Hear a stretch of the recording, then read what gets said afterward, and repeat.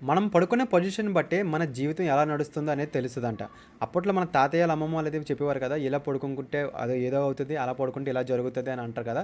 So, అందులోనే కొన్ని positions బట్టి మన జీవితం ఎలా నడుస్తుందో తెలుసుకుందాం మనం ఇప్పుడు. పక్కకి పడుకొని ఒక కాళ్ళు ముడుచుకొని పడుకుంటే కష్టపడి పని చేసేవాడు అసంతృప్తి ఎక్కువ. అలానే చిన్న చిన్న విషయాలకి ఎక్కువగా బాధపడతారన్నమాట. సో, ఈ పొజిషన్‌లో పడుకునేవాళ్ళు. అలానే రెండవదొచ్చి మన కుడి చెయ్యి తలగడలాగా యూజ్ చేసుకొని పడుకుంటే అతనికి ఆత్మవిశ్వాసం ఎక్కువ. అలానే ఎక్కువ ఏ పనులు చేసినా అతనికి గుడ్ వైబ్స్ అనేది ఉంటాయన్నమాట అతనికి. మంచి దారిలో అయితే వెళ్తూ ఉంటారు. అధికారం అలానే సంపద కూడా ఎక్కువగా అతనికి తోడుగా ఉంటదన్నమాట. మూడవది ఎడమ చెయ్యి తల కింద పెట్టుకొని పడుకుంటే అతనికి పెద్దలంటే గౌరవం, పనిలో పట్టుదల, అలానే ఆత్మవిశ్వాసం కూడా తక్కువగా ఉంటదన్నమాట అతనికి. నాలుగవది కాళ్ళు, చేతులు, తల తిన్నంగా పెట్టి పడుకుంటే అతనికి స్వేచ్ఛగా ఉండడం, అలానే నలుగురిలో ఎక్కువ గుర్తింపు రావాలనుకోవడం అతను అనుకుంటాడంట. ఐదవది రివర్స్ అంటే బోర్లా పడుకున్న వాళ్ళకి అతనికి సంకుచిత స్వభావం, అలానే అవసరం ఉంటేనే మాట్లాడతారన్నమాట వాళ్ళు.